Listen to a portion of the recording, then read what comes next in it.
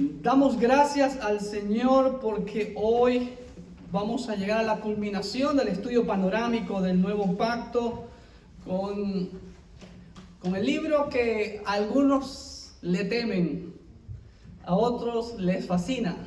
A mí en lo particular me fascina el libro de Apocalipsis, el último libro de lo que llamamos el Nuevo Pacto. Así que pues vamos a entrar en materia porque es un libro de 22 capítulos, de muchos símbolos, de muchos personajes y mucha información. Y pues Apocalipsis habla de la consumación del plan eterno de Dios, lo cual vino profetizándose desde Génesis hasta Malaquías. Así que vamos a entrar en detalles para este estudio final del nuevo pacto con Apocalipsis. La palabra Apocalipsis, hermanos, es una palabra totalmente griega y significa revelación. No son las revelaciones del Señor Jesucristo, sino singular, la revelación. Y es el último libro de lo que conocemos como el Nuevo Pacto, y también fue prácticamente uno de los últimos libros. Se podría concluir que fue el último libro que fue escrito dentro de los autores del Nuevo Pacto. Apocalipsis es el último libro de la Biblia, es una palabra griega que significa revelación de algo que previamente estaba escondido o era desconocido para algunos. Este fascinante libro consta de 22 capítulos y 404 versículos. Pero interesante, escúcheme bien, de los 404 versículos, 278 versículos hacen referencia al antiguo pacto. Es decir, el 68.8% de todo lo que contiene este fascinante libro de Apocalipsis es puramente antiguo pacto. ¿Se dan cuenta? Es lo que siempre hemos venido recalcando, la necesidad de estudiar el antiguo pacto. No podemos estudiar a profundidad el libro de Apocalipsis sin estudiar el antiguo pacto, y especialmente los libros llamados apocalípticos, en especial el libro de Daniel, como ya vamos a mencionar los otros libros apocalípticos. Entonces, interesante, el 68.8% del contenido de Apocalipsis es totalmente escritura del antiguo pacto. En este libro de Apocalipsis se ven cumplidas muchas de las profecías dadas por el profeta Daniel, por nuestro propio Señor Jesucristo y por el apóstol Pablo. ¿Ok? Ahora, ¿quién es el autor de este fascinante libro? ¿Ok? Justino Mártir, quien apareció entre los años 100 a 165 de nuestra era, fue el primero que mencionó al apóstol Juan como el autor de este Apocalipsis. Vale la pena recalcar que hay otros libros apócrifos dentro del Nuevo Pacto que también se llaman Apocalipsis. Hay como 4 o 5 más, no me acuerdo ahorita exactamente, pero hay unos 4 o 5 más libros apócrifos de Apocalipsis. Entonces, Justino Mártir fue el primero en reconocer que fue el apóstol Juan quien era el autor de este libro. Pero como siempre, la crítica moderna impugna la paternidad literaria. Y esa impugnación vino desde el año 260 aproximadamente con Dionisio de Alejandría, el obispo Dionisio de Alejandría, quien se opuso a la autoría del apóstol Juan. Entonces, vamos a ver que los padres de la iglesia sí apoyaban totalmente la autoría del apóstol Juan del Apocalipsis, como también ya hemos visto del Evangelio que lleva su nombre y de las 3 cartas de él. El autor del libro fue el apóstol Juan, aunque la crítica moderna impugna su paternidad literaria, la cual provino de Dionisio de Alejandría en el 250 después de Cristo. Hay indicios en que en tiempos de los padres apostólicos, o sea, después de los apóstoles, ya se conocía este libro. Pero como les mencioné, fue Justino Mártir, entre el año 100 a 165, quien por primera vez menciona el Apocalipsis y lo atribuye al apóstol Juan, uno de los apóstoles del Señor.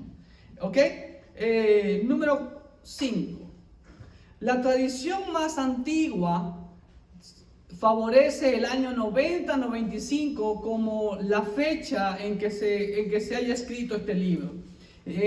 ¿Por qué? Porque era un tiempo en que la iglesia estaba en una tribulación grande y sufriendo una de las persecuciones más atroces con uno de los más malvados emperadores de Roma, llamado Domiciano, que le llamaron el emperador maldito. Ya van a ver una ilustración de él. La tradición más antigua de la iglesia favorece los años 90-95 después de Cristo como fecha del libro.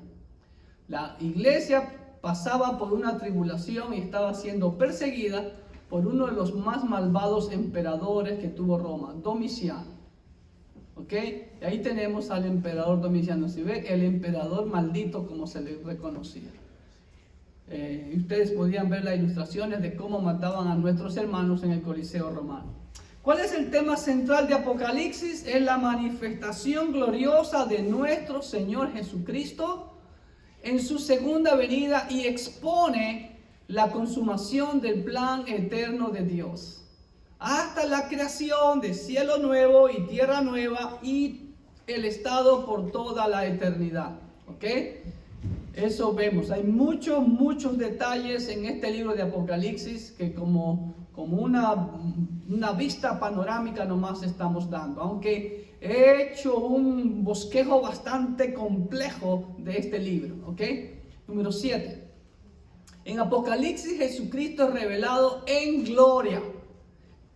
Muy contrastado en la forma en que se lo presenta en los evangelios. ¿Cómo se lo presenta en los evangelios? Él vino como el siervo sufriente, en humillación, a morir por nosotros. Pero aquí en Apocalipsis es totalmente, aquí sí vamos a ver la entrada triunfal como el Rey de Reyes y Señor de Señores. Se describen los acontecimientos que culminarán en la entronización de Jesucristo. O sea, de que Él se va a sentar en el trono ahí en Jerusalén como Rey de Reyes y Señor de Señores. Es decir, cuando Él haya de ejercer su autoridad absoluta dentro de la historia de la humanidad, sobre cada pueblo, tribu, lengua y nación. Ahí no va a haber democracia, ahí no va a haber socialismo, no va a haber ningún tipo de gobierno. Todo sistema mundano se acabará y va a haber un gobierno totalmente monárquico, donde el rey manda y los súbditos obedecen, el Rey de Reyes. ¿Ok? Número 8. El propósito de este libro de Apocalipsis es triple. ¿Ok? Número 1, transmitió a los cristianos de los primeros siglos la confianza y seguridad de que el Señor estaba con ellos a pesar de la tribulación y de la persecución que los hermanos del primer siglo estaban padeciendo. Y el Señor prometió que iba a estar con ellos, como lo vemos en Mateo 28:20, que dice: aquí yo estaré con vosotros todos los días hasta el fin del mundo. Entonces, eso traía una confianza, un consuelo a nuestros hermanos, la seguridad de que el Señor estaba con ellos. Lo mismo hoy en día. Y como ya algunos están anunciando por las redes sociales, se acerca la persecución. Así es. Estamos en los últimos tiempos finales de la apostasía, cuando se revele el clímax de la apostasía con el anticristo. Pero ya estamos viendo esa forma de persecución, que siempre la ha habido, ¿ok? Pero como la Biblia lo ha anunciado en los últimos tiempos, sobre todo cuando venga el gobierno del anticristo, va a haber la persecución más terrible contra los santos del Señor. ¿Cuál es el segundo propósito? Hacer un llamado al creyente, más que al creyente, al cristiano, al discípulo de Cristo, que debe de ser un discípulo, para que honre y glorifique a Dios con su vida. Lo hemos manifestado a través de los estudios de todos los libros. El propósito de nuestra vida en este pequeño mundo temporal es glorificar a nuestro Dios. No debemos de enfocarnos en las cosas de este mundo, que son mínimas, pasajeras, temporales. Tenemos que enfocarnos en la eternidad por millones de años. Y el tercer propósito, hacer un llamado a que el injusto que se niega a conocer a Cristo para que se arrepienta y acepte el regalo de la gracia de Dios. La salvación que es única y exclusivamente por medio de nuestro Señor Jesucristo. Así que esos son el propósito triple del libro de Apocalipsis, ¿ok? Ahora, ¿a quiénes fue destinado este libro de Apocalipsis? Miren lo que dice 1:1. La revelación de Jesucristo, ojo, si ve singular, la revelación de Jesucristo que Dios le dio para manifestar a sus siervos. Esa es la palabra más directa que podemos ser reconocidos, siervos. Porque creyentes hay muchos que creen. Como dice Santiago, tú crees en Dios, bien haces, aún los demonios creen. ¿Ok? Pero los siervos del Señor Jesucristo ya es diferente. Y es lo que cada uno de nosotros somos llamados a ser. Entonces, los destinatarios son todos los verdaderos creyentes en Cristo Jesús. Toda la congregación cristiana de manera colectiva son los destinatarios de este precioso libro de Apocalipsis. Ahora, el libro de Apocalipsis prácticamente es una crónica, es una narración de lo que Dios le permitió al apóstol Juan cuando estaba exiliado en la isla de Patmos. Él vio la visión de todos estos eventos, ¿ok? Y él lo narra, inclusive se le da la orden de que escriba todo esto. Es una crónica de lo que vio con sus propios ojos en el Espíritu y oyó el apóstol Juan. Constantemente se usan símbolos, lo mismo que no requieren una interpretación simbólica, ¿ok? El lenguaje figurado debe interpretarse contextual y culturalmente. Hay muchas figuras de dicción en Apocalipsis, que cuando ya se lo estudia exegéticamente, ya hay que tener otro entendimiento y usar una buena hermenéutica y una buena exégesis para tratar de descubrir lo que el Señor quiere mostrarnos a través de este fascinante libro. Número 11.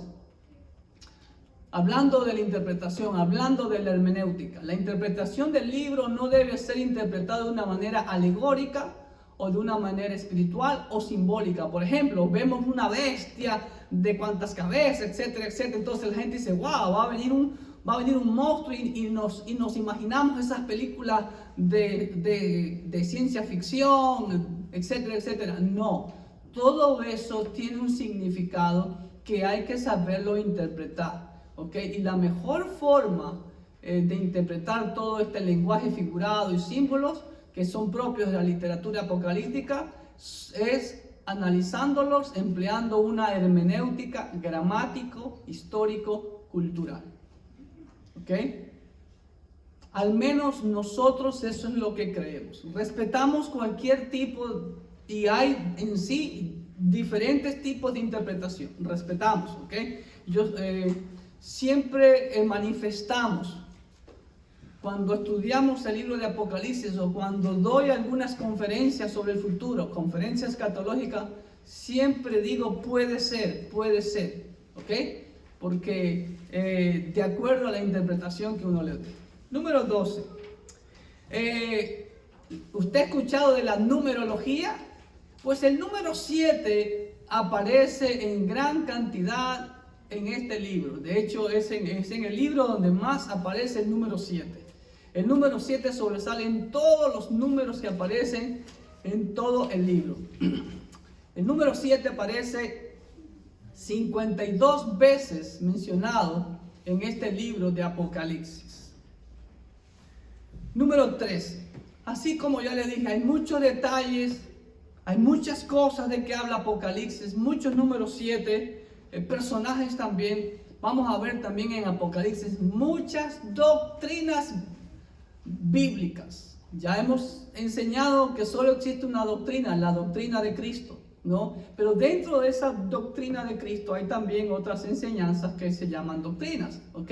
Y abarcan una gran gama de ellas, como la teología, que es el estudio de Dios, ¿ok? La soteriología, que es el estudio de la salvación, la eclesiología, que es el estudio de la iglesia, la angelología, que es el estudio de los ángeles, la amartiología, que es el estudio sobre el pecado, la bibliología, que es el estudio sobre la Biblia, las escrituras, la antropología, que es el estudio del hombre, y aunque sobresalen la escatología, que son el estudio de los eventos futuros, y la cristología, que es el estudio de la persona de nuestro Señor Jesucristo.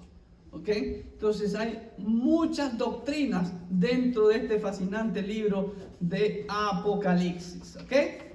Número 14. Valga la redundancia, este libro pertenece al género literario llamado apocalíptico. Es la literatura apocalíptica, al que también pertenecen ciertos libros del Antiguo Pacto, como cuáles, por ejemplo, Daniel es un libro apocalíptico, Ezequiel es otro libro apocalíptico, y el libro de Zacarías, el profeta Zacarías. ¿Por qué se llaman libros apocalípticos? Porque tienen 4 características que vamos a mencionar en este momento, ¿ok? Entonces, este libro pertenece al género literario apocalíptico, al que también pertenecen Daniel, Ezequiel y Zacarías, los cuales cumplen con la siguiente característica. Cada uno de estos 4 libros cumplen estas 4 características. Número 1, el mensaje de estos libros fue comunicado a través de símbolos y visiones, y también por medio de ángeles también, ¿ok? Número 2, ahí está. Un mensajero celestial declara o interpreta el significado de esos símbolos. Si usted ha estudiado, ha leído el libro de Daniel, el de Ezequiel y Zacarías, se da cuenta de ello. Y obviamente el de Apocalipsis, donde vemos la mucha interacción de los ángeles del Señor. ¿Ok? Número 3, otra característica de estos 4 libros: la fuerza del mensaje es eminentemente profética. Y más aún es para el futuro, es escatológica. Eso significa escatología, eventos del futuro, estudio de los eventos del futuro. Entonces, Daniel, hay cosas en Daniel que no se han cumplido, lo mismo que en Ezequiel y Zacarías, ¿ok? Y por ende Apocalipsis. Y por último también, la cuarta característica de estos 4 libros es que estas escrituras fueron realizadas o se escribieron primordialmente en un entorno de exilio. Daniel estaba exiliado en Babilonia, lo mismo que Ezequiel. Zacarías fue post-Babilonia, post-exilio, y el apóstol Juan, Apocalipsis, estaba exiliado en la isla de Patmos. ¿Sí ven? Después se le llama la literatura apocalíptica. Ahora bien, eso no quiere decir que únicamente en estos 4 libros hay literatura apocalíptica, pero son en los que más existen. Por ejemplo, podemos ver el libro de Joel, el libro de Abdías, que también hay ciertos rasgos apocalípticos en ellos, ¿ok? En Isaías también, ya vamos a ver unos ejemplos, ¿ok? El número 15. Prácticamente el Apocalipsis está dividido en 3 partes principales. Mire lo que dice 1:19, ¿ok? El Señor Jesús le da la orden a Juan, dice: escribe las cosas que has visto, pasado, y las que son, presente, y las que han de ser después de estas, futuro. ¿Sí ven? Entonces, ahí está la división, las 3 divisiones de este fascinante libro de Apocalipsis. Las cosas del pasado, las cosas que has visto, como dice, y eso abarca prácticamente solamente el capítulo 1, ¿ok? Solamente el capítulo 1 abarca las cosas del pasado. La visión que estaba teniendo el apóstol Juan ahí en la isla de Patmos, cuando escuchó una voz detrás de él y vio 7 candeleros, etcétera, etcétera, etcétera, ¿ok? Y las cosas del presente, que abarcan los capítulos 2 y 3, son los mensajes a las 7 iglesias de Asia Menor, de lo que actualmente es Turquía, el suroeste de Turquía, ¿ok? Y que ese mensaje a las 7 iglesias habla de los diferentes tiempos, y ya lo vamos a explicar más adelante, de las características generales de la iglesia a través desde la instauración de la iglesia hasta el día que el Señor lleve su iglesia de aquí. ¿Ok? Y también vemos hoy en día esas diferentes iglesias representadas en las iglesias actuales. ¿Ok? Número 3. Las cosas del futuro, las que han de ser después de esta. Ese es el mayor contenido del libro. ¿Ok? Que van desde el capítulo 4 hasta el final, capítulo 22. ¿Sí ven? Entonces, por eso es que se enfoca más en lo futuro. Número 16. Las cosas del pasado, vamos a ver, se refieren a la visión, ¿ok? Ahí están las cosas del futuro, perdón, atrás, ¿no? De lo que va a acontecer. ¿Cuál es el futuro? El derramamiento de los juicios de Dios sobre esta humanidad, incrédula y rebelde. Ahora, vamos a hablar brevemente de las cosas del pasado. Se refiere a la visión que apreció, que experimentó Juan en la isla de Patmos con respecto al día del Señor. Miren lo que dice la Escritura. En el versículo 9 y 10. Yo, Juan, vuestro hermano y copartícipe vuestro en la tribulación, en el reino y en la paciencia de Jesucristo, estaba en la isla llamada Patmos, por causa de la palabra de Dios y el testimonio de Jesucristo. La isla de Patmos está muy cerca de la costa donde estaba Éfeso o de Mileto. Muy cerca. Creo que estaba como unos 16 kilómetros de distancia por ahí. ¿Ok? Entonces ahí estuvo exiliado el apóstol Juan. Ahora miren lo que es el versículo 10. Que este versículo se lo ha malinterpretado y todavía hasta el día de hoy yo escucho a siervos de Dios que dicen que el domingo es el día del Señor. Juan dice, yo estaba en el Espíritu en el día del Señor y oí detrás de mí una gran voz como de trompeta. ¿Ok? Entonces él estaba en la isla de Patmos con respecto al día del Señor, el cual no es un día específico de la semana. De hecho, la historia nos enseña que en ese tiempo el calendario que circulaba en todo el Imperio Romano era el calendario juliano. Y de acuerdo a la historia, no a este siervo, el calendario juliano tenía una semana de 8 días. Y que el día domingo no era el primer día de la semana.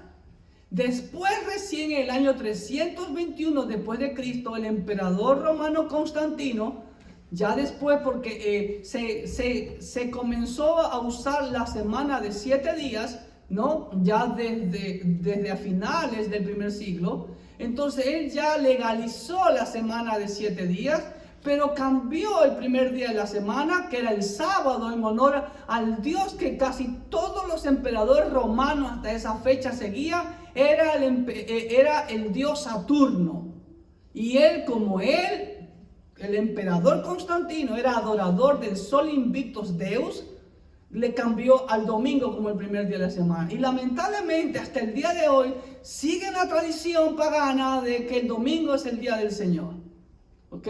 Cuidado, la frase día del Señor no es un día específico de la semana, sino que se refiere al tiempo escatológico profetizado en el antiguo pacto, cuando el soberano del universo va a derramar sus juicios sobre esta humanidad incrédula y rebelde. Y ahí tienen muchos pasajes que hablan de, bueno, aquí hay unos cuantos, pero hay muchos más todavía.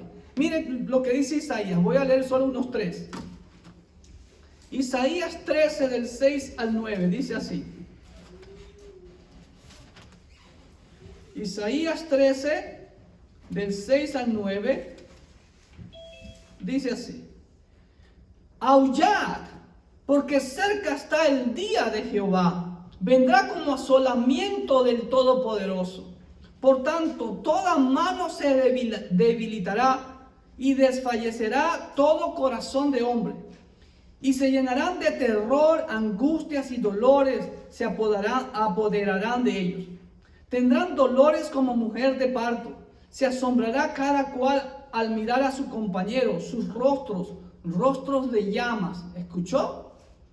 He aquí el día de Jehová viene terrible y de indignación y ardor de ira para convertir la tierra en soledad y raer de la tierra a sus pecadores. Esa es la frase el día del Señor. Y ahí hay muchos más versículos, no los he puesto todos. Vamos a leer Joel 1:15. Joel 1:15 dice así: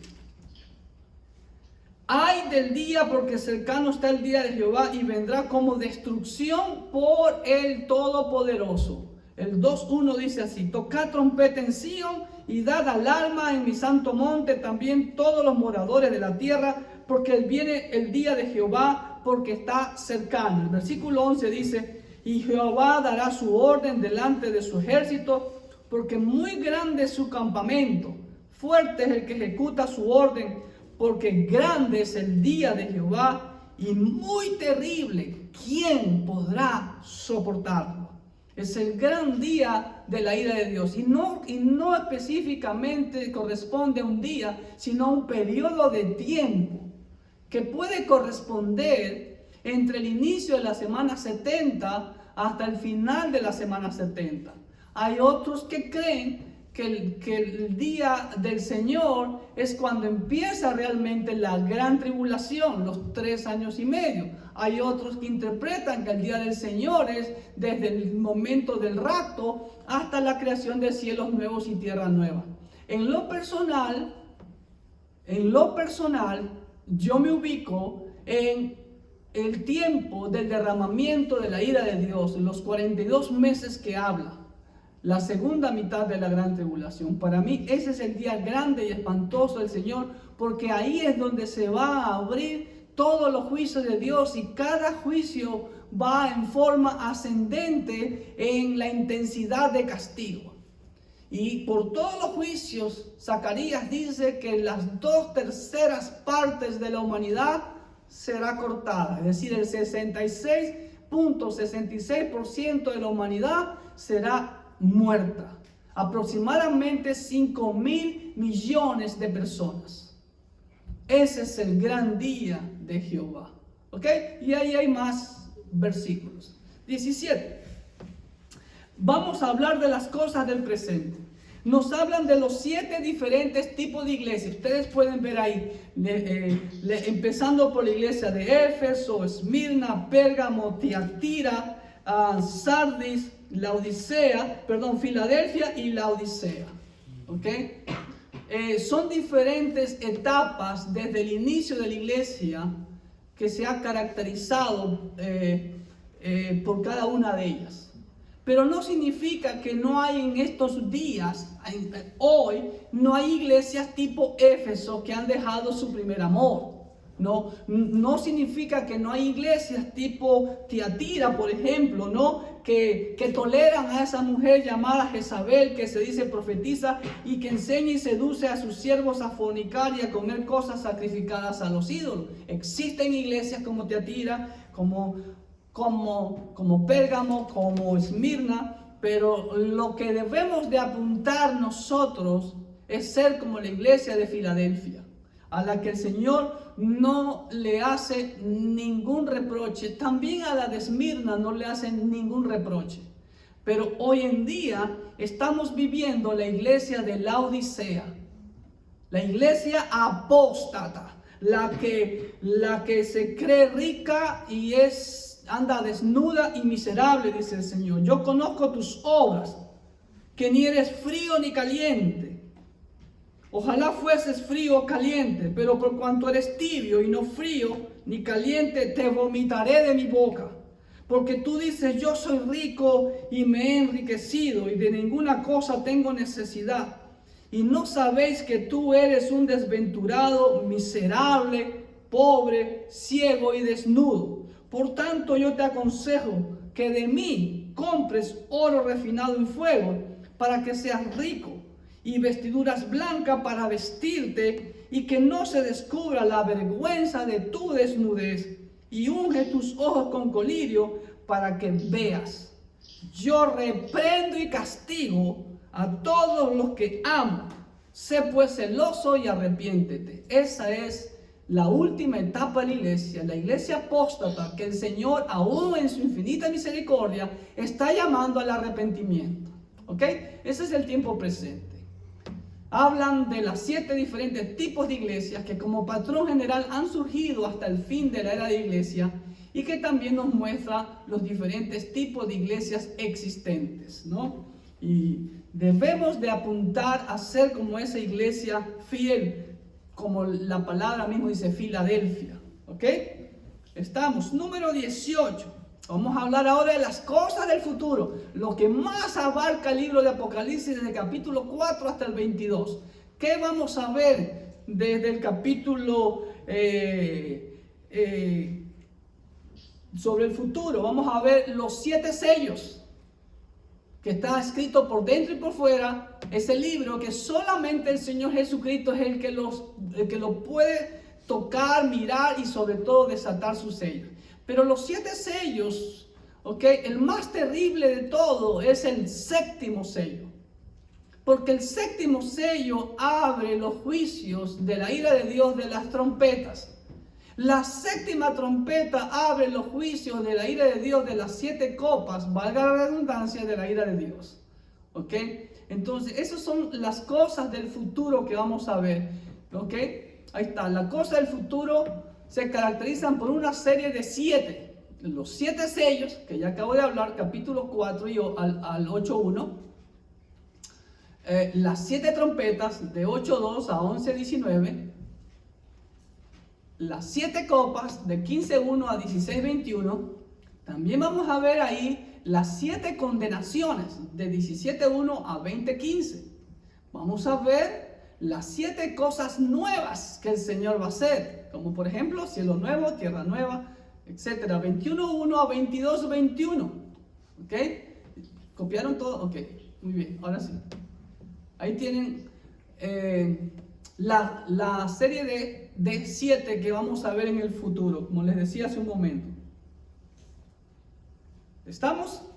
Ahora, dentro de esta tercera división, que abarca desde el capítulo 4 hasta el capítulo 22, y vamos a ver toda esta serie de juicios, los 7 sellos, las 7 trompetas y las 7 copas, vamos a ver intercalados entre estos capítulos algo que le llamamos paréntesis, o son narraciones aclaratorias o más para que tengamos un mejor entendimiento de lo que el Señor quiere decirnos. ¿Ok? Dentro de esta tercera división se pueden observar pasajes o relatos muy importantes que actúan como paréntesis, como por ejemplo en un paréntesis habla de los 144,000, por ejemplo, ¿no? Otro paréntesis habla también de los personajes prominentes que vemos, creo que es capítulo 12, si no me falla la memoria. Permítanme, sí, capítulo 12, los personajes prominentes, importantes, ¿no? Etcétera, etcétera. Que pueden ser también como narración suplementaria o correctivas. Aunque el orden de las narraciones no necesariamente está en forma cronológica. Porque, por ejemplo, en el capítulo 12 salen los personajes prominentes y ahí vemos a la mujer. Y ahí ha habido y hay y habrá debate con respecto a quién es la mujer. Algunos la interpretan de una manera y otros de otra, ¿ok? Pero como les digo, ya cuando se entra a una exégesis minuciosa, valga la redundancia, del libro de Apocalipsis, hay que usar una buena hermenéutica y una buena exégesis, usando todo el contexto de toda la Biblia, valga la redundancia. Número 20. Dios siempre ha tomado la iniciativa, mi amado hermano, para llamar al hombre, a la humanidad, al arrepentimiento. Lo vemos desde el Edén. Ese Dios rico en misericordia, que como dice el salmista, para siempre es su misericordia. La gran tribulación que va a venir pronto también es la última oportunidad para que los impíos se arrepientan, para los que son tibios se arrepientan, para los que de pronto se vayan a quedar aquí durante la gran tribulación se arrepientan. Pero algo muy triste, ¿qué hizo Adán? ¿Se arrepintió? No lo sabemos. Al menos hasta lo que leemos capítulo 3 no vemos arrepentimiento en Adán. Pero tristemente, a pesar que va a venir tantos juicios severos de Dios, tanta mortandad como está habiendo ahora por el coronavirus, ¿qué está haciendo la gente? está más dura. Y eso es lo que va a ocurrir también durante el día del Señor. Es triste decirlo. Dios siempre ha tomado la iniciativa para llamar a la humanidad al arrepentimiento. Pero tristemente el hombre ha sido rebelde a la misericordia de Dios. Aún en el tiempo cuando Dios derrame sus juicios en el día del Señor, en el día de la ira del Señor sobre la tierra, escúchame bien, la humanidad no se arrepentirá de sus pecados. Y tristemente esta frase aparece 5 veces en este libro de Apocalipsis. Es triste. Lo mismo para los tibios, los que juegan a ser cristianos. Y ya la Biblia se cansa de repetir. ¿En qué seremos reconocidos? En que obedezcamos los mandamientos del Señor, en que nos amemos unos a otros, llevemos frutos en abundancia. Así que eso es lo que tenemos que analizar. Miren lo que dice Apocalipsis 9:20. Voy a leerlos todos porque creo que es muy importante. Y los otros hombres que no fueron muertos con estas plagas, ni aún así se arrepintieron de las obras de sus manos, ni dejaron de adorar a los demonios y en las imágenes de oro, de plata, de bronce, de piedra y de madera, las cuales no pueden ver, ni oír, ni andar. 9:21. Y no se arrepintieron de sus homicidios, ni de sus hechicerías, ni de su fornicación, ni de sus robos. 16:9. Dice así. Y los hombres se quemaron con el gran calor y blasfemaron el nombre de Dios, que tiene poder sobre estas plagas, y no se arrepintieron para darle gloria. Ojo. Algo muy importante también aquí, que me acabo de acordar. Mire, dice, no se arrepintieron. ¿En qué tiempo está? ¿Futuro? Pasado. ¿Por qué está en pasado si esto todavía está en el futuro? Porque usted va a encontrar en el libro de Apocalipsis muchísimos verbos en tiempo pasado auristo, que es un tiempo que ya fue consumado y no vuelve más. ¿Por qué? Porque dentro de la eternidad de Dios, ya el libro de Apocalipsis ya sucedió. Entonces, es un hecho seguro. No es que uno sea pesimista. Oh, pastor, que usted no tiene fe. No, no es que uno no tenga fe. Ya está escrito en la Biblia. Ya esto sucedió en la eternidad de Dios. La gente no se va a arrepentir. Hoy en día es una prueba. Hoy he hablado con ciertas personas y comentando de la dureza de los corazones de las personas, que solo nos buscan para beneficio, para que les paguemos esto, para que paguemos lo de acá, pero no buscan de Dios. Y Dios habla de muchas maneras para traernos al arrepentimiento. Pero qué triste, el ser humano sigue endurecido su corazón. Versículo 11 de 16 dice, y blasfemaron contra el Dios del cielo por sus dolores y por sus úlceras, y no se arrepintieron de sus obras. ¿Dónde está Dios? Es lo que preguntan hoy en día. En vez de decir, arrepintamos de nuestros pecados. Por eso estamos recibiendo el justo juicio de Dios. 16:21 también dice así, y cayó del cielo sobre los hombres un enorme granizo. Y esa es la ilustración que tenían ahí. Miren. Sí, un enorme granizo como del peso de un talento, y los hombres blasfemaron contra Dios por la plaga del granizo, porque su plaga fue sobremanera grande.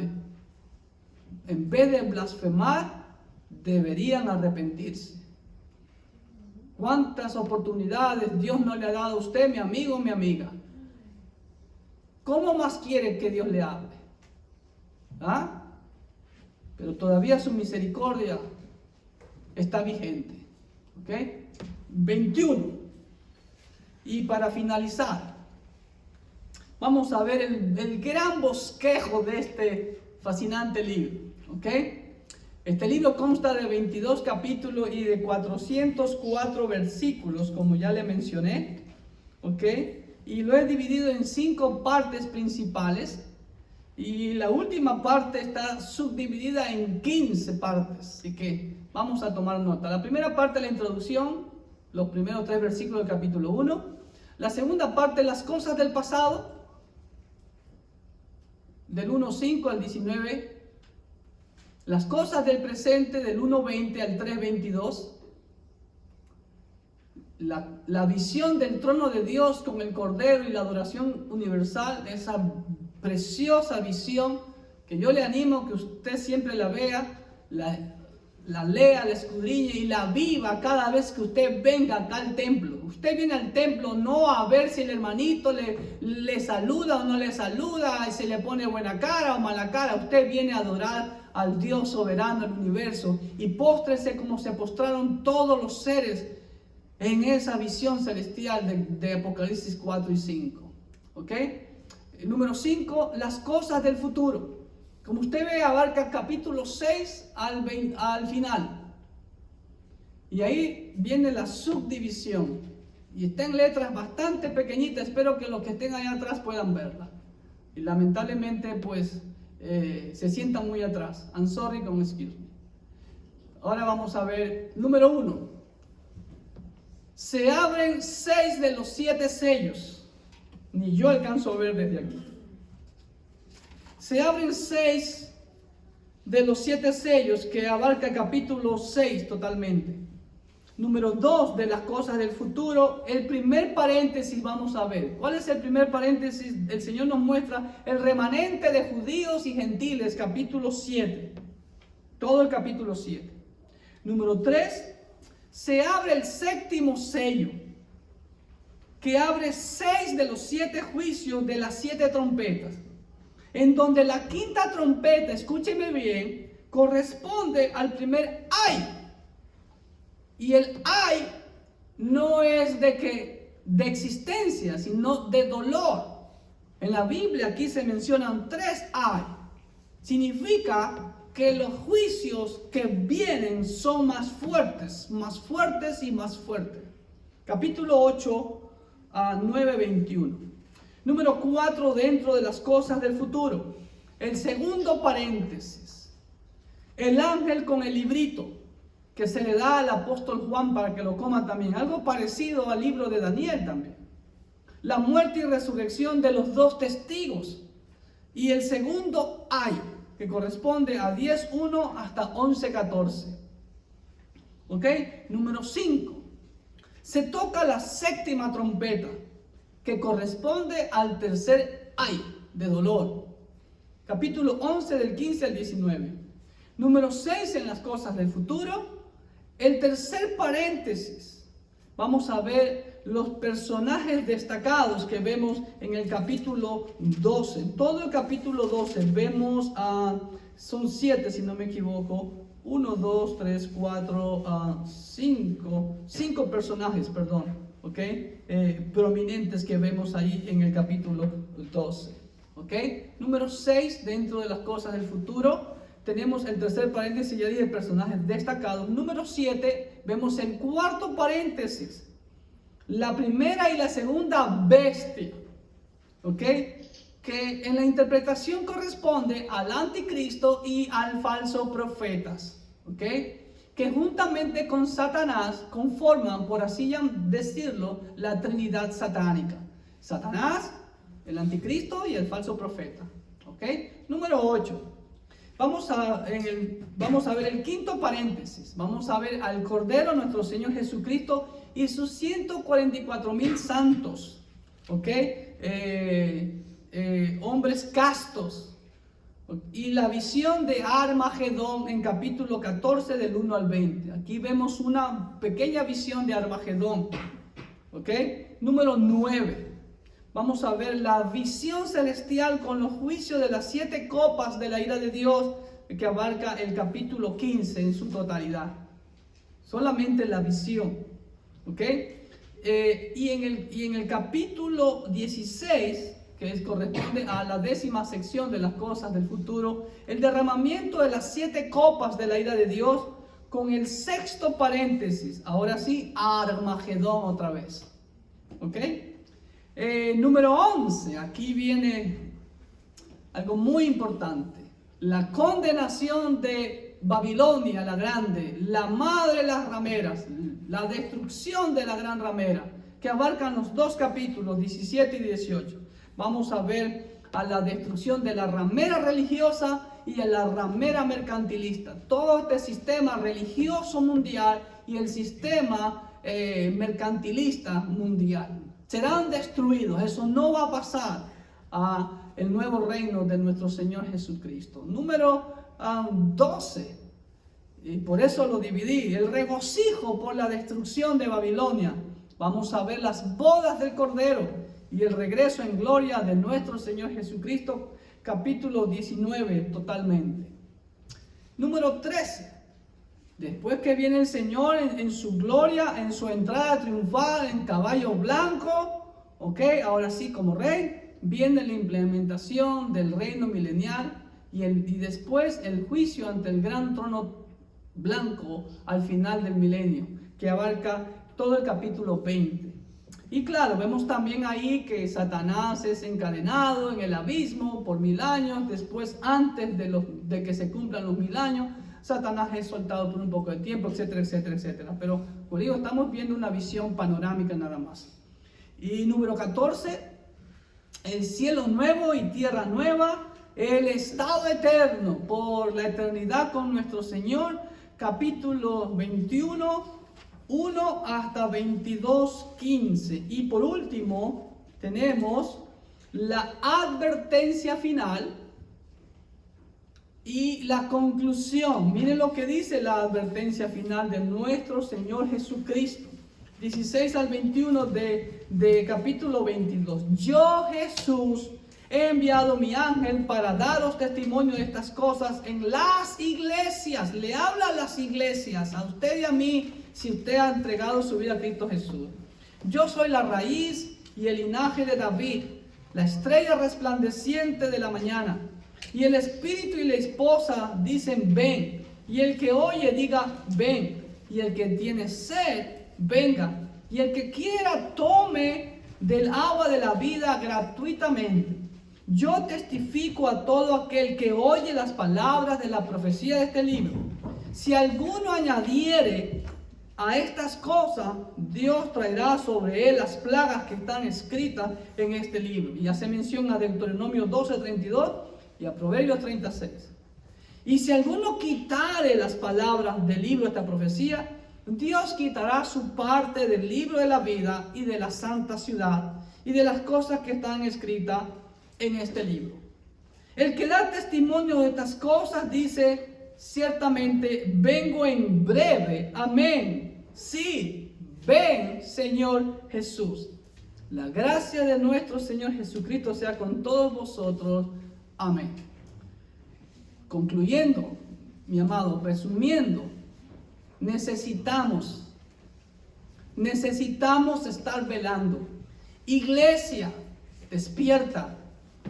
Iglesia, en el poco tiempo que nos queda aquí en este mundo, sirvamos lo que más podamos a nuestro Señor. No nos cansemos. Olvídense de las cosas de este mundo. Enfoquémonos en las cosas eternas. No estoy diciendo que dejemos de trabajar como los de Tesalónica, no, de ninguna manera. Estoy diciendo que cumplamos el propósito por la cual Cristo Jesús nos salvó y el propósito por el cual existimos como iglesia, de ser pescadores de hombres. Que Dios te dé de su gracia para que tú tengas bastante almas para Él. Que Dios te bendiga grandemente. Y gracias por ver todos estos videos. Te pedimos que los compartas y que Dios siga bendiciendo tu vida.